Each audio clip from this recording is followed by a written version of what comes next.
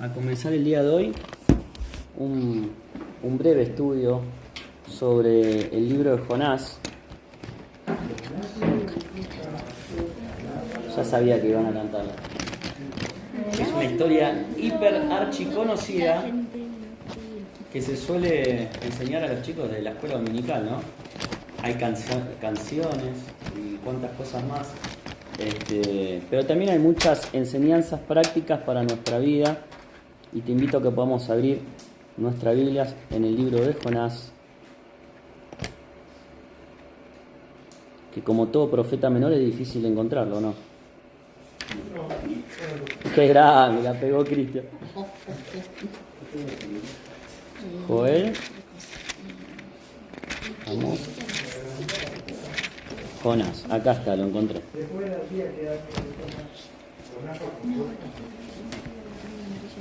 Bueno, hoy vamos a ver el capítulo 1 de este libro de Jonás. Como decía antes, uno de los denominados profetas menores. Ustedes saben que los profetas del Antiguo Testamento los podemos clasificar en los profetas menores y los profetas mayores. Y la clasificación esta de menores y mayores no tiene que ver porque el mensaje de uno sea más importante o menos importante que el del otro, sino por la extensión del libro que escribieron, ¿sí? El libro de Jonás es un libro cortito de 4 capítulos, y hoy vamos a ver el capítulo número 1, que acá en mi Biblia se titula como Jonás huye de Jehová. Tiene algo muy particular este libro, ahí lo puse en la diapositiva esa, que es único entre los profetas. ¿Por qué? Porque el resto de los profetas, ellos hablaban la palabra de Dios, ahí dice el dibujito así, dice el Señor, y daban un mensaje de Dios, y particularmente al pueblo de Israel. Dios utilizaba a los profetas para transmitir un mensaje a su pueblo escogido. Pero en el caso de Jonás, el libro de Jonás no trata, si bien trata del mensaje que él después tiene que darle a los de Nínive, pero habla más sobre la persona de Jonás, ¿no? De las decisiones que él tomó, de cómo actuó frente al llamado que Dios le dio, a la responsabilidad que Dios le dio. Y por eso es particular frente al resto de los profetas.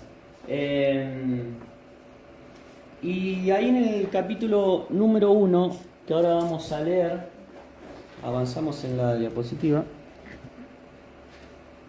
vamos a ver el llamado que Dios le da a él y cómo él responde a este llamado.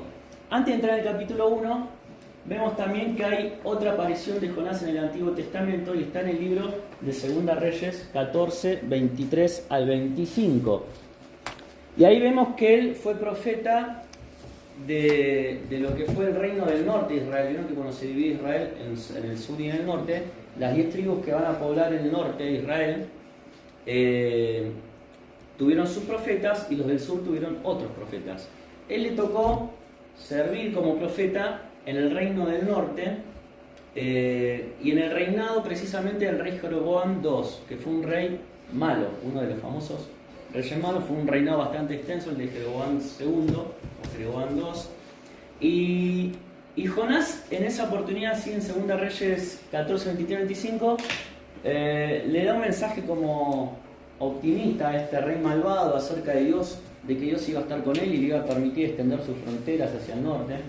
Que en realidad vemos ahí que también Jonás no estaba dando un mensaje de parte de Dios, porque después Amós, otro profeta que vino inmediatamente después de Jonás y que profetizó también al mismo rey, él le dijo todo lo contrario, ¿no? Que la justicia de Dios iba a estar en contra de este rey Jeroboam.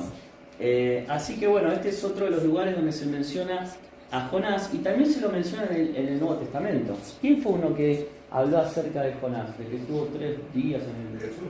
El mismo Señor Jesucristo. Y también en el versículo 1 nos habla que Jonás era hijo de Amitai, ¿sí? Ahí en Segunda Reyes nos dice de qué lugar era Jonás, que era de la región, sí, que es eso que leyó recién Cristian, si se traduce al lugar del Nuevo Testamento sería de Galilea, o sea que era de Galilea, Jonás. Y todos estos indicios históricos nos hacen ver que Jonás realmente fue una persona que existió, y que el libro de Jonás lo tenemos que ver como un libro histórico. ¿Por qué digo esto? porque por la particularidad de los milagros tan grandilocuentes que aparecen en este libro, muchos críticos de la Biblia o intérpretes han tratado de decir que es un libro alegórico, ¿no? Como que esto no fue real. No, es un libro histórico. Jonás fue una persona real que sabemos de qué familia viene, en qué lugar vivió, en qué época, en el año 760 a.C. Sabemos en qué parte de Israel sirvió a Dios, quién era el rey que reinaba cuando él también le tocó servir como profeta. Los milagros que aparecen en estos 4 capítulos del libro de Jonás son milagros realmente sorprendentes, ¿no? Que uno se los enseña a los chicos y muchos podrían decir, pero qué cosa extraña, ¿no? Los milagros que Dios hizo, pero podemos ver el poder de Dios obrando sobre la naturaleza, sobre los animales, sobre las plantas, sobre el clima. Y acá hay una lista de 10 milagros que te voy a leer que aparecen en este libro. El primer milagro, en el capítulo 1.4, Jehová hizo levantar un gran viento en el mar. Ese fue el primer milagro de Dios en este libro. Después, cuando los marineros del barco echan suerte, Dios actúa en ese suceso de echar suerte y la suerte cae sobre Jonás. Ese es otro milagro de Dios. Después que echan a Jonás al mar, la tempestad se calma, muy similar a lo que pasó cuando Jesús interviene y calma la tempestad. Ese es el tercer milagro que aparece en este libro. El cuarto milagro es que Dios tenía preparado un gran pez. Un gran pez. No se sabe qué pez es. Algunos dicen una ballena, pero dicen que en el original la palabra que usaban en hebreo para la ballena no es la misma que aparece acá para mencionar este gran pez, pero no importa, era un pez grande. ¿Y el milagro cuál fue? ¿Que se tragara a una persona? No sé si ese es el gran milagro, porque si nos metemos en el medio de un cardumen, miren cuando abren la boca, nos pueden tragar tranquilamente a nosotros. Es más, han aparecido imágenes de buzos que han sido tragados por grandes peces, pero acá el milagro que estuvo 3 días dentro del vientre del pez y no fue digerido. No fue digerido. ¿Sí? Y que respiraba.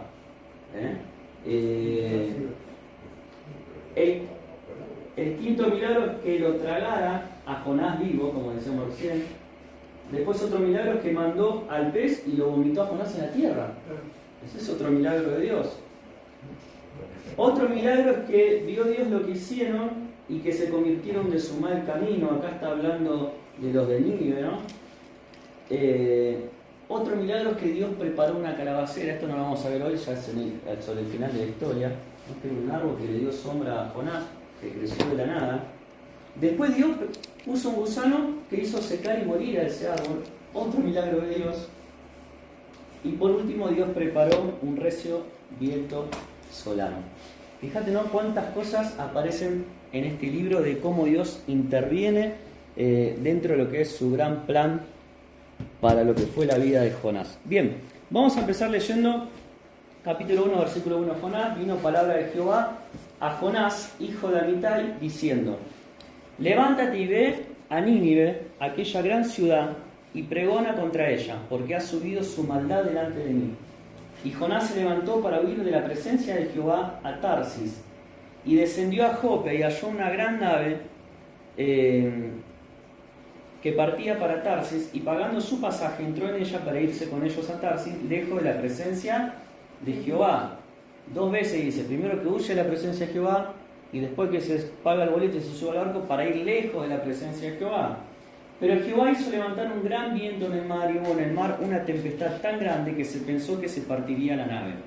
Y los marineros tuvieron miedo, y cada uno clamaba a su Dios, y echaron al mar los enseres que había en la nave para descargarla de ellos.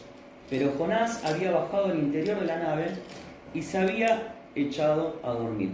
Y el patrón de la nave se le acercó y le dijo: ¿qué tienes, dormilón? Levántate y clama a tu Dios, quizás Él tendrá compasión de nosotros y no pereceremos. Acá no era que los marineros ya habían reconocido al Dios de Jonás como el Dios verdadero. Cada uno estaba clamando a su Dios. Y acá estamos todos desesperados y te estás durmiendo. Vos también despertate y clamale a tu Dios. Capaz que zafamos de esta. Esa fue la situación. Y dijeron cada uno a su compañero: venid y echemos suertes para que sepamos por causa de quién nos ha venido este mal. y echaron suertes, y la suerte cayó sobre Jonás. Entonces le dijeron ellos: decláranos ahora por qué nos ha venido este mal. ¿Qué oficio tienes? ¿De dónde vienes? ¿Cuál es tu tierra y de qué pueblo eres? Y él les respondió: soy hebreo y temo a Jehová, Dios de los cielos, que hizo el mar y la tierra. Y aquellos hombres temieron sobremanera y le dijeron: ¿por qué has hecho esto? Porque ellos sabían que huía de la presencia de Jehová, pues él se lo había declarado. ¿Sí? Y le dijeron: ¿qué haremos contigo para que el mar se nos aquiete? Porque el mar siga embraveciendo más y más. Él les respondió: tomadme y echadme al mar, y el mar se os aquietará, porque yo sé que por mi causa ha venido esta gran tempestad sobre vosotros. Y aquellos hombres trabajaron para hacer volver la nave a tierra, mas no pudieron. Fíjate que antes de acceder a esto que le dice Jonás, bueno, échenme al mar y la tempestad se va a calmar, ellos hicieron intentos de llevar la nave a un puerto seguro. Trabajaron para hacer volver la nave a tierra, mas no pudieron, porque el mar se iba embraveciendo más y más contra ellos. ¿La mano de quién estaba ahí? De Dios. Entonces clamaron a Jehová y dijeron: te rogamos ahora, Jehová, que no perezcamos nosotros por la vida de este hombre, ni pongas sobre nosotros la sangre inocente, porque tú, Jehová, has hecho como has querido. Y tomaron a Jonás y lo echaron al mar, y el mar se aquietó de su furor. Y temieron aquellos hombres a Jehová con gran temor, y ofrecieron sacrificio a Jehová e hicieron votos. Pero Jehová tenía preparado un gran pez que tragase a Jonás, y estuvo Jonás en el vientre del pez 3 días y 3 noches. Qué historia fascinante, ¿no? Historia tremenda. Acá puse algunas imágenes que me gustaron para ir viendo un poco la historia, ¿no? Ahí en primer lugar vemos cómo Dios le da este mensaje, este llamamiento al profeta Jonás: ve a Nínive y predica contra su maldad. Y fíjense la flechita para dónde apunta Nínive. Él se fue al lado contrario, ¿no? A Tarsis, que algunos dicen que era las costas del sur de España, para el otro lado. Y Nínive era la capital del imperio asirio, la ciudad más poderosa, grande e importante en ese momento de la historia, que quedaba sobre el río Tigris, ¿sí? Parte del imperio asirio, que después del imperio asirio son los que terminan dominando al reino del norte de Israel. Pero en ese momento había crecido tanto la maldad de Nínive que por un lado Dios le dice: ve y predícales que se arrepientan de su maldad. Pero el objetivo de este mensaje, por un lado, fue demostrar que el plan divino de salvación alcanza no solamente al pueblo escogido de Dios, a los judíos, sino también a los gentiles.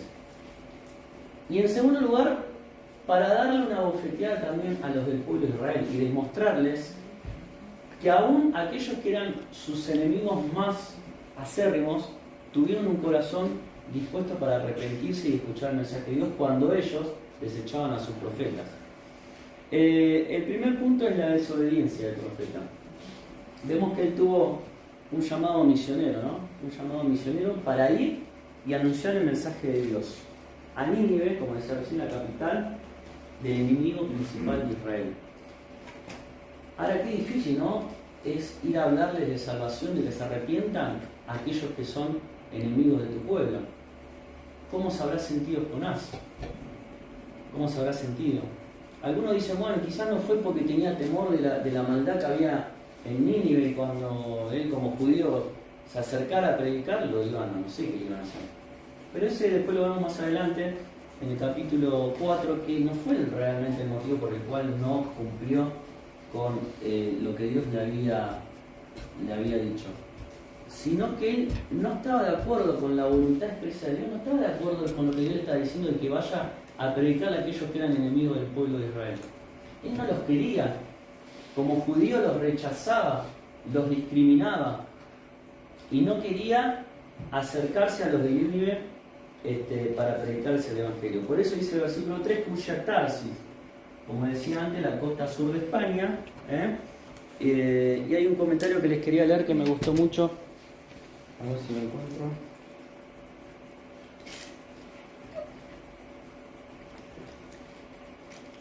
sobre el versículo 3. Dice, Dios quería que él fuese a Nínive, 500 millas al noroeste de Palestina. En lugar de ir hacia el este, Jonás se dirigió 2000 millas hacia el oeste. Fíjate el viajecito que se hizo, 4 veces más largo y en dirección contraria. Dios quería que Jonás hiciese un viaje por tierra a través del creciente fértil. En vez de esto se embarcó en un desagradable viaje marítimo, y acá dice el comentarista, los judíos aborrecían el mar. Dios le envió a la metrópolis más grande de aquel entonces, pero Jonás marchó hacia un puerto comercial en los límites de la civilización. El Señor deseaba ir con su profeta, pero Jonás intentó huir de la presencia y del poder de Dios. Qué gran verdad dice este comentarista, ¿no? Cómo un hombre que fue llamado por Dios decide darle la espalda a Dios y hacer las cosas totalmente de la manera contraria a cómo Dios se lo había planteado. Luego aparece lo que es la tormenta en el mar, a ver si lo tenemos ahí. Y cada uno dice que clamaba a su Dios, pero ¿qué hacía Jonás? Dormía. Él estaba tranquilo, se ve con su conciencia. Él dormía. ¿Sí? Dios hizo levantar el viento de manera milagrosa. Estos marineros en la desesperación empiezan a tirar el peso, los enseres, la carga. Después dice que echan suerte, que era una costumbre en la antigüedad, ¿no? de cómo tomar decisiones o cómo adivinar lo que iba a pasar. No dice de qué manera, cómo fue el proceso de echar suerte, pero es algo que el pueblo de Israel no desacreditaba porque ellos también después echaban suertes en diferentes momentos de su historia. En esa suerte Dios determina o le muestra a los marineros que eran paganos, no eran el pueblo de Israel, que el culpable de esa tempestad era Jonás, el que estaba durmiendo abajo. Y Dios les hace ver que la causa era porque él estaba huyendo de la presencia de Jehová. Y ahí claramente se ven los pasos de la rebelión de Jonás. En primer lugar, se negó a predicar. En segundo lugar, huyó de la presencia de Dios. Y en tercer lugar, cuando él le dice, mire muchacho, arrójeme a mí, yo soy el culpable. Primero se presenta, ¿no? Como, yo soy el siervo del Dios, del creador de los cielos y la tierra. Y después dice, tírenme a mí al mar. Él prefirió sacrificar su propia vida para no cumplir obedientemente lo que Dios le estaba pidiendo. Prefirió morir ahogado antes que predicar a otra nación. Esa es la realidad. Y cuando después la historia avanza, que lo vamos a ver el miércoles que viene, y él realmente va a Nínive, lo vemos que él obligadamente termina cumpliendo con la voluntad expresa de Dios de ir a predicar. Y nunca lo aceptó, siempre lo criticó, siempre despotricó, siempre se quejó contra esto. Y cuando va a hablar a Nínive, habla un mensaje muy cortito, que fue un mensaje de juicio nomás, repítase porque la ciudad va a ser destruida, pero no habló del perdón ni de la misericordia de Dios. Sin embargo, Dios utilizó ese mensaje y las personas creyeron en él. Los paganos, los gentiles, los que no eran del pueblo de Israel. Y vemos los pasos de la rebelión de Jonás. Cuando Jonás es tragado, vamos a la otra diapositiva, Janita. Primero dice, se presenta, yo sí, yo adoro al Señor, que hizo el mar y la tierra. Y después, por más que los marineros intentaron llevar la nave a tierra, no lo lograron y lo terminan echando al mar. Fíjense. Dice, oh Dios, no permitas que esta sangre quede en nuestras manos, dicen los marineros. Sin embargo, este libro nos muestra también cómo aquellos que parecen que son los que están más lejos de Dios, los más difíciles de que crean en Dios, terminan creyendo en Dios. Primero los marineros, los fenicios, también que tenían sus dioses, ¿no? Que echaban suerte, terminan creyendo en Dios y adorando al Dios verdadero después de este suceso. Y en segundo lugar, los de Nínive también creyeron en Dios. Y esto fue un mensaje muy fuerte para el pueblo de Israel. ¿Qué haremos contigo?, le dijeron. Y Jonás dice que lo arrojen por la borda. Y vemos cómo viene el milagro del pez después, y Jonás queda dentro del vientre, ¿no? Anita, poner una imagen más. Ahí está. En el capítulo 2 aparece la oración que él tiene dentro del pez. No lo vamos a ver hoy, pero fue algo muy, muy, muy impresionante. ¿Qué aplicación podemos sacar de esta historia? Bueno, muchas cosas podemos pensar. En primer lugar, que Dios tiene un plan perfecto para nuestras vidas. así como lo tuvo para la vida de Jonás.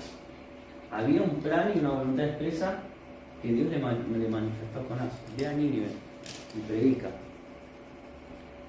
Nosotros podemos estar de acuerdo o en desacuerdo con la voluntad de Dios, pero Dios expresa su voluntad de manera clara para nosotros. ¿Cuál es, de manera general, la voluntad de Dios para su iglesia, para sus hijos? Dígame 2 mandamientos así claros que aparecen en la Biblia que sabemos que tenemos que cumplirlos. Predicar y hacer discípulos, muy bien, la gran comisión, así al final del Evangelio. Y después, ¿qué dice? Amarás a tu Dios, a Dios sobre todas las cosas y a tu prójimo. Entonces la voluntad de Dios, el plan perfecto para nuestra vida es claro, ¿no es cierto? Podemos aprender que nada ocurre sin que Él lo permita. Yo les dije todos los milagros y cómo Dios fue obrando para que nada pudiera torcer su plan, su voluntad y lo que Él había designado. Podemos ver que Dios también es justo y que Él quiere darnos lo mejor. Y también esta historia nos habla acerca del plan divino de salvación de Dios, que es un plan universal. ¿Sí? Si bien Él escogió al pueblo de Israel desde el comienzo, para que por medio de ese pueblo viniera el Mesías, el Salvador del mundo, Él quería que la salvación, y quiere que la salvación, alcance a todas las personas, sin discriminación de credo, de raza, de cultura, de nacionalidad, de nada. Sin embargo, Jonás no quería ir a predicar a aquellos que eran sus enemigos, que eran un pueblo que no era el pueblo de Dios. Vemos que Dios es un Dios justo, pero a la vez también un Dios perdonador y misericordioso. Ahora nosotros, en este tiempo, como hijos de Dios, decíamos antes que hemos recibido también el mismo llamado de Dios a ir y a predicar el Evangelio. Y Él nos ha llamado a cada uno de nosotros de la misma manera que un día llamó a Jonás para que vaya a cumplir con ese propósito. A pesar de nosotros, Él nos llama.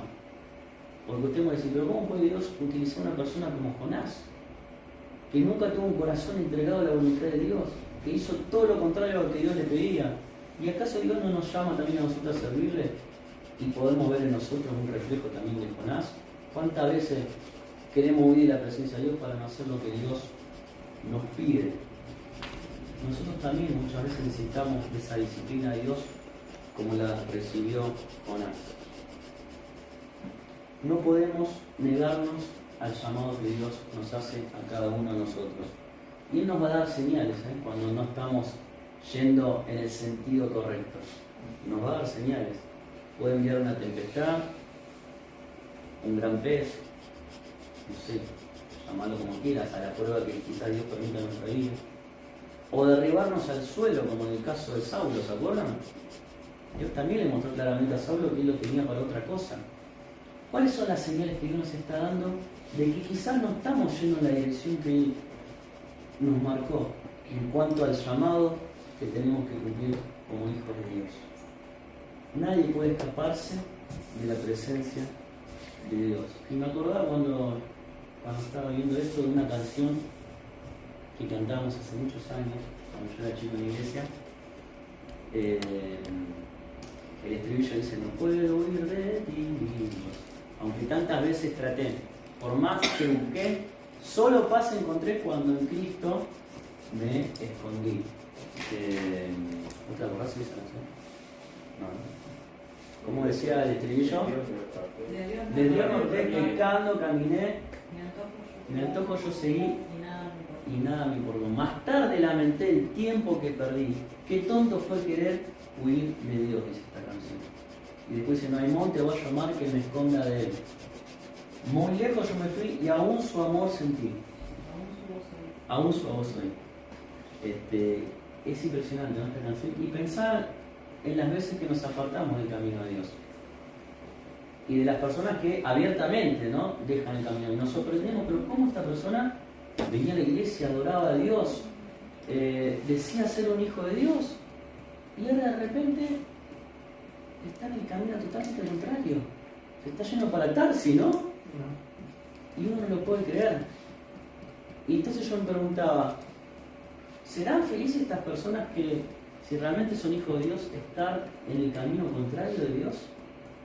¿Cómo se habrá sentido Jonás cuando se fue en la dirección contraria? Bueno, vamos a hablar después de cómo se sintió cuando estaba dentro del vientre del pez y demás. Pero oremos mucho por aquellos que decididamente, conscientemente y abiertamente han decidido de alguna manera negar al Señor e ir en la dirección contraria.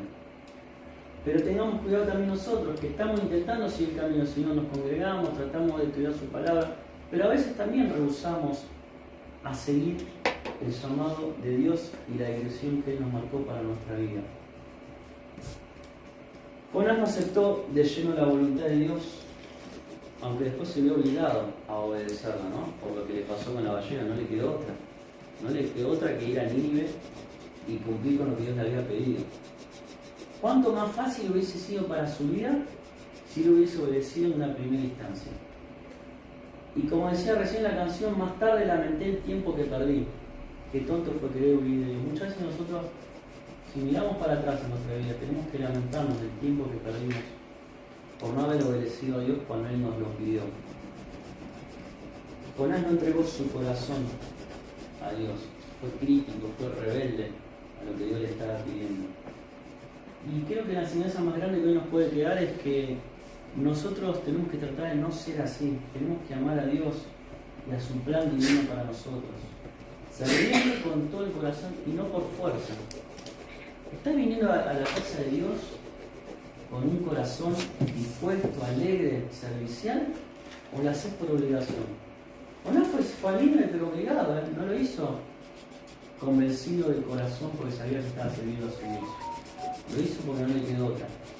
¿Cómo es nuestro corazón? Quizá hoy podamos decir como el salmista, examínanos a vosotros mismos si estáis en la fe. Examinaos a vosotros mismos si estáis en la fe. Estamos amando a Dios y estamos amando a nuestro prójimo. ¿Cuáles son los impedimentos de por qué a veces no le predicamos a las personas? Muchas veces temor, vergüenza, miedo, pero muchas veces caemos en esto mismo que cayó Jonás, ¿no? Que discriminamos, separamos a quién le podemos hablar y a quién no. Decimos, no, esto, por nuestro propio prejuicio. No, esta persona no es digno de recibir el Evangelio, como dijo Jonás. A los de Nínive le voy a hablar. No. Y creemos que Dios no puede transformar una vida que está totalmente alejada de Él. No le atemos las manos a Dios. Si Dios nos llama a hacer algo, que lo podamos hacer de corazón, creyendo en Él, teniendo amor por aquellas personas que se están perdiendo sin Cristo. No quise abarcar más capítulos para no ser muy extenso, para hacerlo el miércoles que viene, pero con este primer capítulo, fíjense todo lo que tenemos, ¿no? para aprender y para poder tomar como enseñanza y una aplicación directa para nuestra vida. Que el Señor nos bendiga y que en esta noche realmente podamos llevarnos este primer mensaje, ¿no? Sobre el libro de Jonás, de cumplir con el plan de Dios, de no hacerlo a regañadientes, de no perder el tiempo intentando ir para otro lado porque no nos va a ir bien. Y ¿sabes qué? Dios nunca va a dejar que su plan sea interrumpido. Nosotros podemos negarnos a la voluntad de Dios, pero su plan siempre se va a cumplir. Si no, mirá cómo actuó de manera milagrosa y movió cielo y tierra para que los de Nínive al final recibieran el mensaje de Él. Levantó una tormenta en el mar, declaró por suerte quién era el culpable, permitió que esos marineros creyeran en Él y le adoraran, puso un gran pez que tragó a Jonás, ordenó a ese pez que lo vomitara en tierra. Impresionante, ¿no? Que Dios pueda también obrar en nuestras vidas para que podamos ser conscientes de lo que Él quiere que hagamos y que lo podamos hacer, pero con un corazón no terco como el de Jonás, sino con un corazón dócil y obediente. Que el Señor nos bendiga.